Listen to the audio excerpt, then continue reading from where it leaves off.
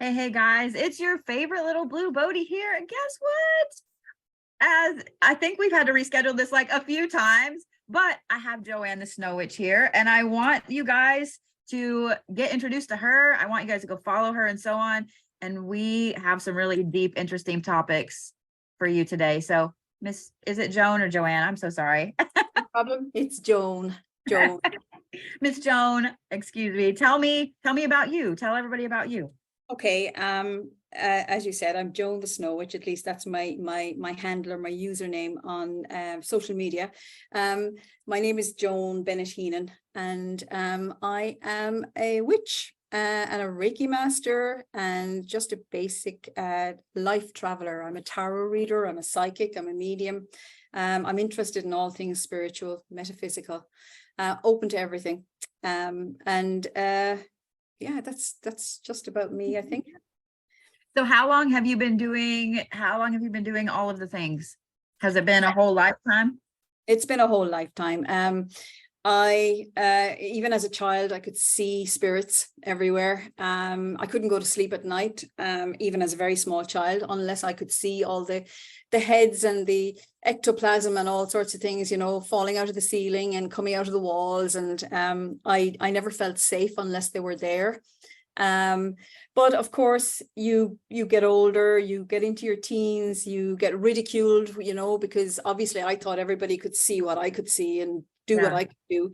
And they couldn't, so to try and act cool, you kind of suppress the whole thing, and to try and fit in, because I had lots of other reasons why I couldn't fit in. I was adopted, and I have an underlying condition called Ehlers-Danlos syndrome. So I was quite different in a lot of ways, but I went through quite a lot in my life. I think very traumatic lives are kind of the destiny for empaths and healers, and when I was in my late 30s, it all started to come back big time. I started remembering, and yourself, when spirit wants to get your attention, it gets your attention, Okay.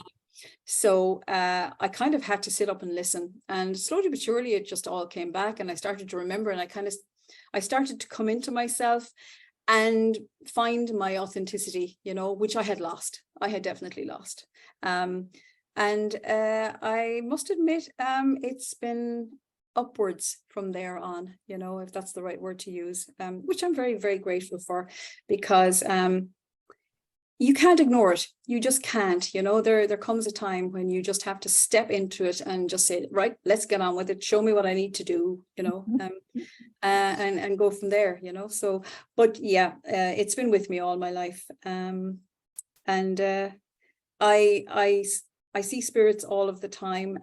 I absolutely love the spirit world. I have a very, very deep love. It's quite hard to explain, but I just want to send that love all the time to the spirit world. And even as a child, this is what I wanted to do.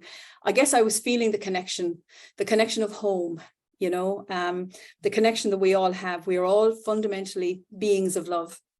We come from love. We go back to love. So I was just holding that love with me. A lot of people forget it, when they come here to this plane or this dimension. And I lost it for a while, but then, I found it again. Yeah. I love that you went through all that, because and I'm sure that you probably have a lot of followers and people that are in the same boat, where they'll say, well, I'm too old to do this. And I have to tell them, like, you literally aren't. You are never too old. You might have been stubborn, but you're never too old for it. And I look at we were talking right before we got on here, guys, about numbers and people that watch us and so on. And I've been really paying close attention to my demographics, and I've found that they have shifted a lot. I'm thankful that I have a lot of younger people that watch me, like the 24 to 34 category, but my biggest category is 34 to 44. And to me, I actually just adore that, because those are all the people that are a little bit younger than me, but like me, I'm sure that they had intense gifts as kids, and they were either shut down or told, oh my God, you're weird, or you're just watching too much TV, or we don't talk about that in this house, or things like that. So I love that you said that, because I was like, oh my God, so many people need to hear that they're not alone with that, finding it later in life. Oh I my also gosh. Oh my gosh, no. And you're absolutely right. You definitely do find your demographic. And I mean, I have lots of followers from different age groups, but I'm 59, and I can definitely say that an awful lot of my followers would be the 40s, 50s, 60s, which I absolutely love. And these are people that are all finding their feet after, lots of different types of trauma, lots of different types of life events, and they are now eventually finding a way to express themselves, and asking the questions, asking those very vital questions, and knowing that whatever the answer is right for them. I think having a platform like this is life-changing. It's life-changing, because people that, where I am here, I live in the countryside in Tipperary in Ireland, and I have very few like-minded people around me. Ireland is first and foremost quite steeped in Catholicism. I would feel very alone a lot of the time, for physical company of like-minded tribe, my tribe. Whereas with social media, you can just hop on, and your tribe is there waiting for you, so I think it has certainly changed my life, and I know it is definitely changing other people's lives as well. You get a voice that you didn't have before. exactly. All we want to do is spread the love, give the information, let people take on board what they want, and discard the rest. I love that you mentioned being in a place where it's that way here in the US too.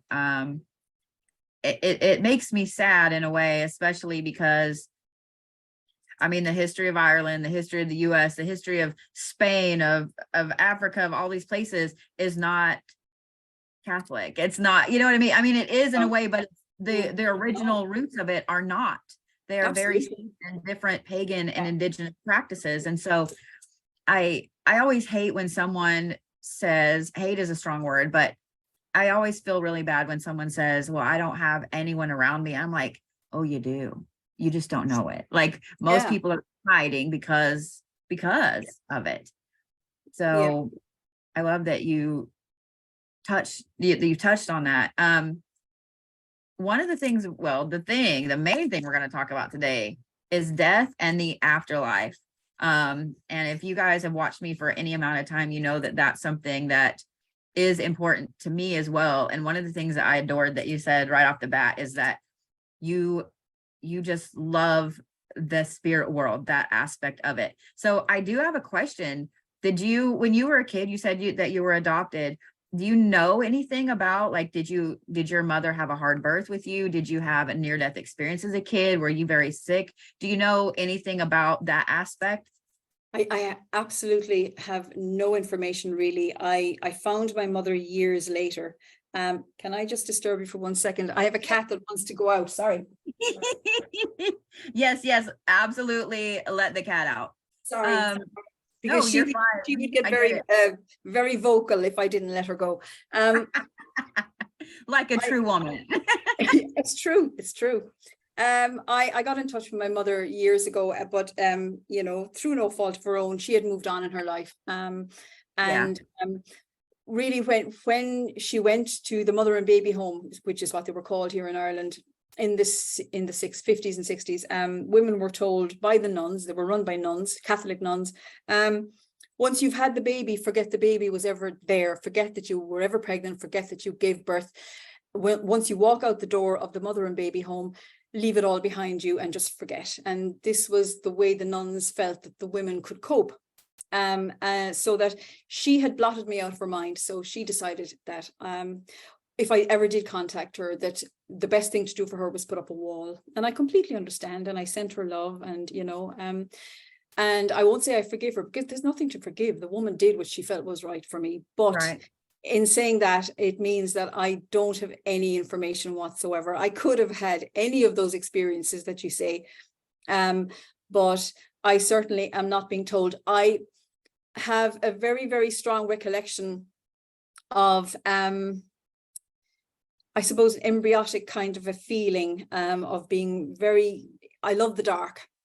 Mhm. I absolutely love the dark. I'm a person that gets quite anxious when it's very bright, and I love darkness. And I've had the same reoccurring vision all of my life, where I'm in this beautiful, nurturing tunnel, and on one side is earth and the other side is light, the most beautiful light.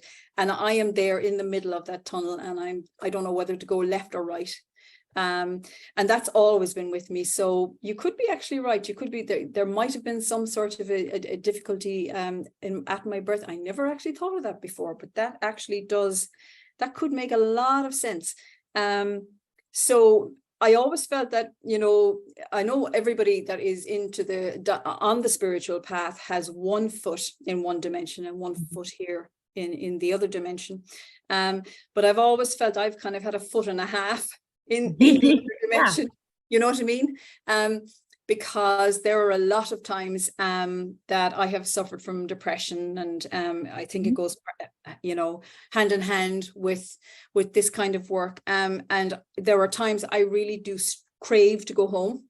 And I've made no falsehood about that to my family or anything. They know exactly what I'm like. And when I'm like that, I just, I just explore it, and I meditate, and I send myself even more love, because it could be quite difficult, because you've got a lifetime to live here, but at the same time you feel an incredible pull. And I know there are a lot of people that feel that pull, but it's really just to feel the pull, and not to do anything about it, just to explore it, and be very, very kind to yourself, and be aware of where it's coming from, and the thing about it is, I know I'm going to go home. We're all going to go home. That's right. That's what death is. We're only here for quite a short amount of time, and the dying part is as natural as the being born, and something that I know it's very easy for me to say I don't have any fear of death, but hand on heart, I don't. Because of course nobody wants to experience a very traumatic death, but at the same time, birth is quite traumatic. It is. Yeah. It can be very traumatic for the mother, and it can be very, very traumatic for the baby. So they can be both traumatic experiences, but one is as natural as the other. Exactly. Really and truly. But the reason that I asked about if you knew anything about your birth is that I completely agree. People that are in the spiritual world at all, it's like you have always felt that you're kind of here and kind of there. But the reason I asked is that just in doing what I do and talking to so many people, I found that people that either had a very hard birth, as a baby, they were the baby, they had a very hard birth, or they had something happen when they were a child, like they got very, very ill, they had a very high fever, or, they actually had a near-death experience or something. They tend to be more there. They tend to feel more comfortable there than they do here. Yeah. And I try to explain that to people all the time. And I know a lot of people feel that way. So I absolutely love that some of the stuff you're saying is like the things I say the same things to people. Is it's hard to explain to people around you when you're like, I can't wait to go back there. Not that I actively have a plan to go back there. Don't think that. But I can't wait to go back there. And you can't explain that feeling to somebody who doesn't understand. I've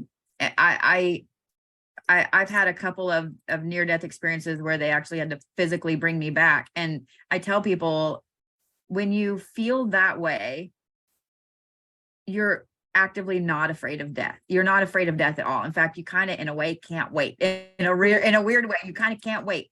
you're afraid to leave your family, you know, like that's the stuff that sucks. Like, I don't want to leave my family or my dogs, or, you know, I love tea, you know, like things like Yes. that. But at Yeah. the same time, yes. And yeah. So I'm curious, in being someone that has seen spirits your whole life, how do you feel about, there's a couple of things I want to ask about. First of all, like how you feel about just spirits in general, why you think the majority of them are here or come back. And then I also want to ask you what your opinion is on like some of the people that insist that they can make a spirit leave a place. Okay. Because I always like to ask people that see and have worked with them their whole life about that. So let's start with the first one. Like, what in your experience, what has it been that the majority of them are here for?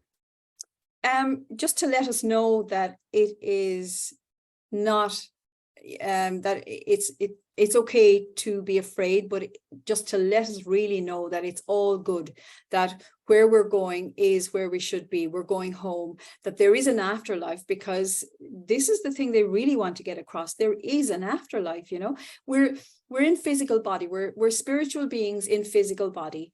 The physical body is like a coat that we just shed when we die.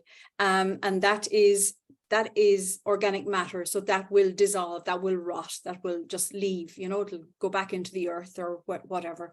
But the spirit never leaves. The spirit is with us all of the time, because there are many aspects to the spirit. It's like the soul that we say we possess. We say it's in the body, but the soul is basically omnipresent. The soul is everywhere. This is my experience, and we're just one aspect of that soul. There are many, many other aspects of our individual souls, and that those aspects are either back in the other dimension or they're living simultaneous lives. You know, the way when you go to sleep at night and you dream. And you dream very vividly about people that you have never seen before in your life, and you're in situations and circumstances that you cannot explain when you wake up. That, to me, is another aspect of your soul living another life. And you are going, because obviously the soul leaves the body once we go to sleep. The soul would get very, very bored if it just stayed with the body for the night. So the soul just heads off, and it goes back to it goes back to the spirit realm. It goes to the other timelines, you know, it guides, it helps, it nurtures other beings. It meets up with soul entities that they knew in other lifetimes, that kind of thing. But I go off in such tangents that I actually forget what my point is a lot of the time, because I get so excited. I think you absolutely made a wonderful point, and I hope we have time to talk about dreams and stuff. And if not, I'll just have to have you back on. But because I that's something that I completely agree with you about too. I don't think people realize that, especially people that are neurodivergent, that have, you know, severe ADHD or depression or epilepsy or anything like that. Like you don't stay in yourself when you're asleep. Like you don't. No. So let me ask your opinion on that second question, because I mean, I have my own opinion, and it's kind of an eye roll, to be honest, when people say, well, I can make any spirit leave any place. So what's your opinion on that before I start giggling at my own question? Okay, well, first of all, I kind of don't agree with that. I feel that spirits are here anyway, you know. You will get spirits that have not left their full body personality behind them, and they will still cling on to a lot of that personality. And if that spirit was troubled here in life, or if it did a lot of bad, you know, what we would call, what humans would consider bad things, it gets tied to a particular area, you know, or a particular place. We create a lot of the reality. We create, you know, it's a bit like demons and that kind of thing. I have never in all my years come across anything like that, because I personally have no interest or believe that there is any such thing as a demon. Because I create that reality, I don't experience anything other than the reality that I think, you know. We create our own universe. Our thoughts are what bring most things in. I have seen people with, you know, claiming exorcism and that kind of thing, and priests with their holy water and all that. And I must admit, I'd be very honest, I laugh myself silly, because again, this is me. Other people, it's whatever you believe yourself, you will draw to you. And if people believe in that, yes, of course, that's what they will see. And if people believe that there are such things as exorcisms, then I guarantee you there are, you know. But if you don't have any room for that, or if you don't have any beliefs around that, then I certainly have never, ever experienced anything malevolent ever, you know, in my entire life. I've gone out with people that are ghost hunters. I have a good friend who's a ghost hunter. Paranormal Resident is his username, and he's very, very good at it. And because he believes in that kind of thing, I guarantee you he draws a lot of strange stuff to him, you know. And I just stand back and I look at it. But I mean, I have said to him, you know, rather than bringing all that kind of energy with you when you leave somewhere that's, in inverted commas, haunted, just say to the spirits, you know, that please stay where you are and do not come home with me. You are not welcome. And just by saying something like that, that you will leave them behind. But again, it's all down to belief systems. And for me personally, no, I would be quite skeptical about that kind of thing, because I've never experienced it. I went to a college in London, in Stansted. It's called the Arthur Findlay College. I don't know if you've ever heard of it. It's a very famous metaphysical college, spiritual college. And it is, the people that give the courses there are all very, very highly respected mediums, psychic mediums. And when I was there, I asked quite a lot of them, you know, about demons and spirits that haunt and that kind of thing. And not one of them said to me that they believed in anything like that. Not one of them. And I asked about demons and, you know, that kind of thing. And they said, if you believe there are such things, then there are. If you don't believe in them, then there aren't. And they said they had never come across anything, again, malevolent, that you will get mischievous spirits that were quite mischievous here on earth. So they're going to be, you know, they have a certain amount of their personality when they head over to the other side. And they're interesting and they're fun, but there is absolutely nothing negative about them, you know. So again, things like poltergeists, a lot of poltergeist energy has been connected to children, and especially adolescent energy, because adolescent energy is so powerful. And that their energy, and they start messing with things like, you know, Ouija boards and things like that, and their energy is drawing that kind of thing in, because again, they believe in it, they've seen it on television or whatever, you know. I mean, I'm sure you're the same as me. I use a Ouija board on a regular basis, and all that happens is my hand is just directed around the board, you know, and there's absolutely nothing other than amazing energy, and all they want to do is give me information, you know.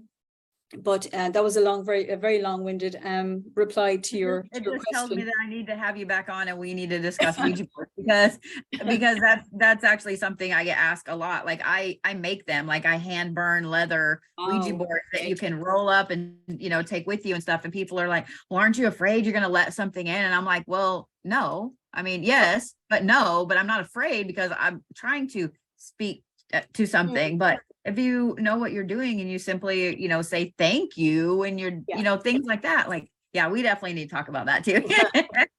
The reason I asked is just because I see people all the time, and here in the US, it's really, really rampant, especially with some of the paranormal TV shows and stuff. I grew up with a dad who, his whole maternal line is medicine women, is indigenous, you know, and the grannies of like the Ozark Mountains here and stuff, that the folk magic. And so I was taught, be respectful. It doesn't matter. It doesn't matter Yeah. if the thing doesn't want you there. You be respectful. You say, hey, I'm sorry I disturbed you, and you back off, Yeah. But I see people that they try to push and push and push and be mean and hateful. And I'm like, well, that's exactly what you're going to get back. Does it mean that that's a demon there? Absolutely not. It means that you pissed something off. If you came into my house and you were acting like that, eventually I would get pissed and I would want you to leave too. But the people that insist that they can make anybody leave, any spirit leave. And I actually grew up going to all these places, like holy places, paranormal places, things like that. I don't understand. I'm like, how are you going to control something that's in a realm that you don't even live in? I guess, does that make sense? Like, how would some, like, spirits can't even hardly control a lot of the stuff here. Only if they're really powerful can they move objects and things like that. But it's not like they could make us physically leave and go to a different dimension, So I'm like, I don't understand. I kind of call shenanigans on that. I'm like, I'm just going to call shenanigans. Like, I think what happened is it was like, okay, totally going to leave. And then it just goes into the other room and then you leave and it's like, and I'm back, that. Yeah, I do. I agree with you there. Absolutely. If anything, the spirits, if they do come across spirits, because yes, there are some spirits, as I say, that refuse to leave the personality, and they're a little bit earthbound, and they're kind of lost in themselves. They're suffering quite a lot. So what I have done a couple of times, and I'm sure this really pisses off my ghost hunter friends, is I've basically, try to tune into the energy and show them that there is a light there. And if they go towards the light, follow the light, that there is help there, that there are guides there that will see them across, and that they will be unstuck, because they are quite stuck. If their energy is still here to that extent, then they're quite stuck, And as I agree with you as regards trying to bait them out and aggravate them. And why would you do that? These are beautiful spirits that are just like a human being that's lost. They're lost, and it's quite sad. But as for making them saying that they're banishing them or exercising them, bull. Absolutely bull. It really is. In my opinion, it is. Yeah. I agree with you. I used to watch a few different shows. Like, I loved Ghost Hunters when it came out and stuff, but some of the other ones I just can't. I just can't. The building that I have my shop in was built before 1900. It's a really old building. It's really cool. And we have some spirits there. It's attached to what used to be the original movie theater in town, and it was a bakery. It was all kinds of things. And so, I mean, I just get along with the spirits that are there. But I did a live when we first opened the shop, and we had a lot of activity.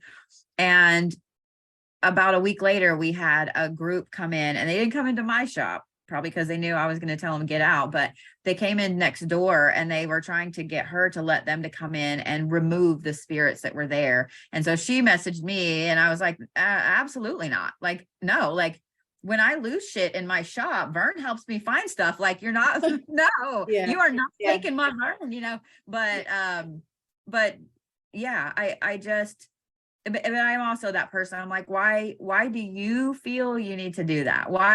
What is the aspect of you that you feel you need to control that? But I agree.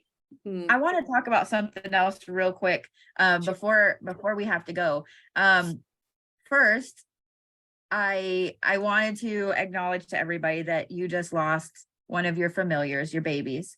And I want to talk about familiars and when they pass away, because I get that question a lot with people asking, well, how do I know this is my dog or my cat or so on? It's been a while, thankfully, since I have lost a fur baby, but I have two that are very older. And on Mother's Day, I almost lost one to a dog attack. So I want to talk about that, and I kind of want to just acknowledge your baby and let you speak about her a little bit and talk about the things that you've seen, knowing that she's still there. I suppose Snowy was, my husband named her. She was pure white. She was half Turkish Angora. We found her on the side of the road when she was about 3 months old. And she basically was put there for me. I know she was, because spirits or animals come into our lives to help us at some sort of a juncture, you know, where we're stuck, or we need help, or we need comfort, or and I was at a stage in my life where I really did need company and love. So she was brought into my life, and her energy and my energy blended, you know, and for 13 years, she brought me the most amazing pleasure, and I loved her and she loved me. And unfortunately, she came to the end of her physical life, and she had to be put to sleep, which was very distressing. But I've had it before. But the minute I was holding her paws, she got the injection, and the minute she closed her eyes, I could feel that she didn't quite want to go, because she didn't want to leave me. But at the same time, I kind of said to her, you know, it's okay, you're free to go, you know, head off up there and have a great time, or out there, or, you know, wherever. And what I said, I was obviously very, very distressed, and I let her go. We brought her home. We've quite a big garden, so we've an animal graveyard. We've a lot of dogs and cats and everything in the garden, because I like to keep them close. I know it's only their fur and their coats that they've left, you know, but it's still a part of them. It's part of their energy. So I just like that. And after we came home, I was sitting in my little study, and I said I'd tune into her energy, because I knew she was still very much with me, because I can just sense that. And I said, where would you like to be buried? And she showed me one of the trees in the very back of the garden, and said she wanted to be buried there. So I said, perfect. And I said, what would you like? Because Shadow, she loved Shadow, which was the last dog we had. He was 17. He passed about 3 years ago. She said she wanted to be beside Shadow at the back of the garden. And she said, Shadow has a sycamore tree buried beside him, so I would like some sweet pea. Because she reminded me that I had asked her, show me something to let me know that you were still with me. And she said, she showed me the sweet pea and said, I want sweet pea on my grave, on a pot. And I had forgotten completely, when she was a tiny kitten, we lived in another area, and when she went out into the garden, she made a beeline for the sweet pea in the summertime, because she loved the scent of the flowers. And I had completely forgotten that. So to me, that was a big sign. And when every night nearly, myself and my daughter, who would be very, very much in tune as well, and very psychic, we've both had dreams where Snowy has been in my parents' arms, and we've had the same dreams where, you know, where we know she's gone to them. She's gone to family. She's gone to the people that were waiting there for her, you know, and we know she's fine. There's still quite a lot of her here, because we've been grieving so much.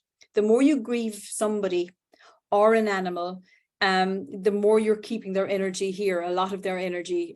So the more you can deal with your grief, the more you can let them go.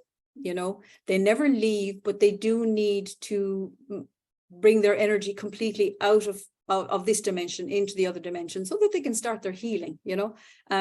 Because people have this idea that when they die, that they just die and they go over and they're in Shangri-La, and, you know, it's all fun and games. But yes, there's a certain amount of that, but there is a lot of learning, there's a lot of recuperating, there's a lot of progression, you know. It's the same for animals as it is for human beings. It's a place of activity. It's not a place of perpetual sleep. It's a place of a lot of activity. Just because you don't have your physical body does not mean that you are not doing a lot of things, you know. So that's how I know that she gave me a lot of little signs that she was still there. But as I say, it's up to me now to really deal with the grief and let her go as much as I can, you know, so that she's not earthbound, really, you know. That's really, I don't want that for her, you know. Yeah. But, I wanted to just acknowledge that, because I know sometimes we all go through things like that and we forget other people go through them. And so, anybody that's ever lost a fur baby knows that pain. Oh So yeah. I just wanted to Yeah. kind of hug you from afar, I guess, Oh, with thank that. you. But Thank you. I, To love is to grieve, and to grieve is to love. Basically, that's what it is. If you love, you're going to grieve. And if you grieve, it means that you loved, or you do love. And that's what we are. We are love. Spread the love, and if grief means that you are spreading the love, then so be it.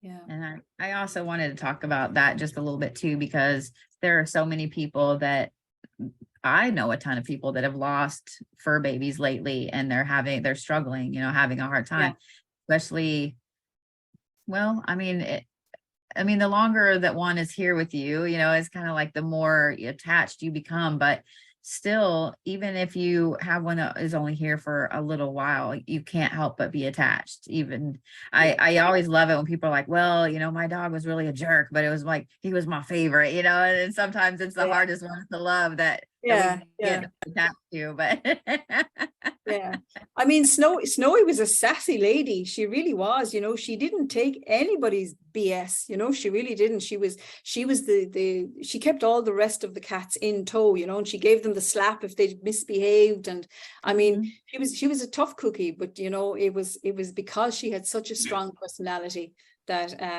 she used to sit on the windowsill in our little small toilet, our little downstairs toilet most people have, and she'd sit on the windowsill. It was quite a big windowsill, and you sat right beside her when you were on the toilet, and if you dared to turn your face towards her while you were on the toilet, you got a slap across the face, as if to say, how dare you invade my space. So she was a tough cookie, but that's hilarious. yeah, a tough cookie. But I think the stronger the personality, the more of an imprint, that they leave. Absolutely, yeah. But thank you for bringing her up and for acknowledging her. It means a lot to me, because last week I couldn't speak about her without just completely internally combusting with tears. But this week I can. So a lot of people on my lives have been the same. They've been going through a lot of loss with pets. What is that about at the moment? A lot of pets are leaving, young and old. What is that I've about? noticed that too, a lot. And one of the things that I feel special when people look to me for answers, but at the same time, I'm honest with them. So when people ask me about things like that, I'm like, I wish I had a good answer. I was like, I give you kind of a theory, but that theory is probably going to change as I talk to other people. But that's something I've noticed as well, is that a lot of animals are leaving. So and what I find interesting too, it just made me think about this when you said that she was 13. It's a lot of animals that are anywhere between 10 and 15 that people are losing. So I'm like, okay, 10 and 15 years ago, what was going on with the majority of, especially those of us, it seems to be overwhelming the people that are, say, 40 to 60 that are losing those animals. So if you really look back about 10, 15 years ago, that's really about the time when most people are starting to come back into their gifts. So I kind of wonder if it's not those animals, those souls were brought to us to help pull us the rest of the way into our gifts. And I will say it's almost overwhelmingly cats as well that people are losing lately. And I don't have a cat currently, but I am fascinated by them. And I'm always fascinated by how the Egyptians looked at cats, and how every different color meant something. And so I found it interesting that yours was white, because the ancient Egyptians believed that those cats help to purify a space, help to purify a person and a soul, and get them back to their base. So I think it's interesting that you said that she found you at that moment in your life. So that's very interesting. Now I'm going to have to delve into that. I'm going to have to fall down that rabbit hole, because that's very, very interesting. I think that's a very, very good, good twist on it, because, cats are very spiritual. Everybody knows that they are probably one of the most spiritual animals. And I thought actually it might have something to do with the earth shifting and all of that, you know, that they kind of felt that they had done their job, which kind of ties in, you know, that she had definitely done her job with me, you know, and she brought me as far as she could. I mean, she's the snow in my Snow Witch, you know, Joan the Snow Witch, she's the snow part, you know.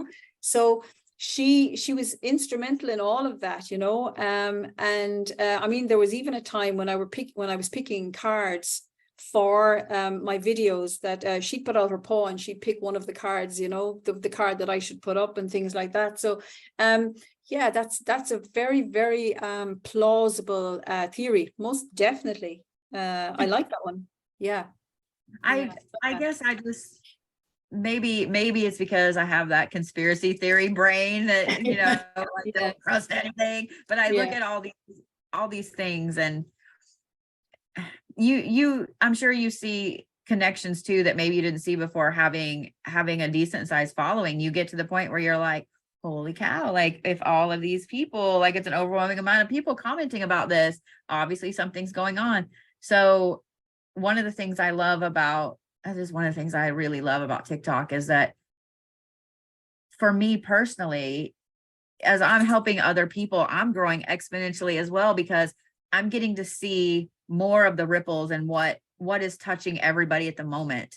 And then I delve down the rabbit hole, but it does make me hermit a lot. It makes me want to hermit a lot when I see a lot of this stuff. But I wish people could see more how they're not alone, how they're with everything else around them.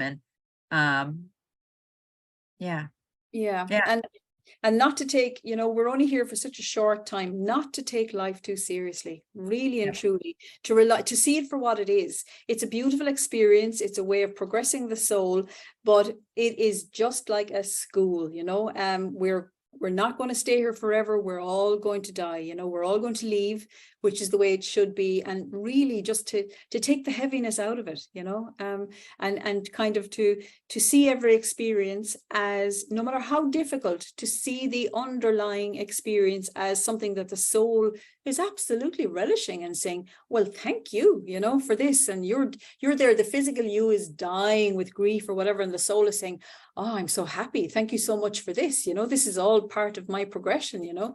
And just to, I suppose, lighten up, you know, a little bit. I love that. Just lighten up.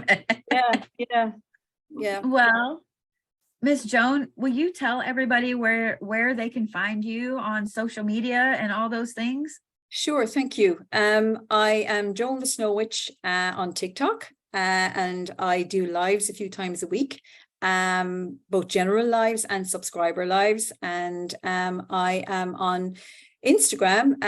I would have a much smaller following on Instagram. It's Joan The Snow Witch. And I'm on YouTube, but YouTube at the moment is just basically I record my lives, or I upload my lives onto YouTube, because obviously, as you know yourself, the healing is always there. And if people tap into the healing while the live is going on, or if they tap into it in YouTube 12 months later, the healing is still, it's ongoing, it's there the whole time, you know. So you get the same benefit.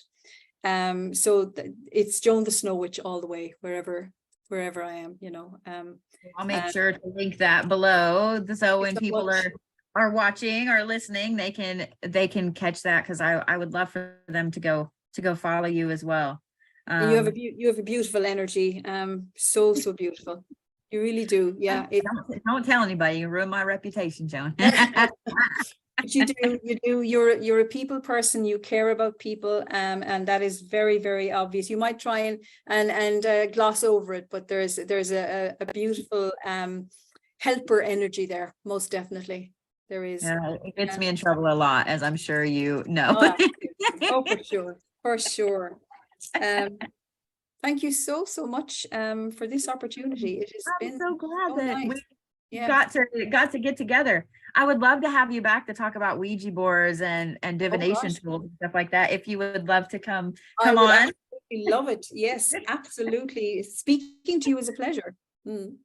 Awesome. Well, we'll get that planned out. I can't wait. So, well, guys, thank you for joining us for another episode of the Bodhiverse with the fantastic Joan The Snow Witch. And we'll catch you guys next time.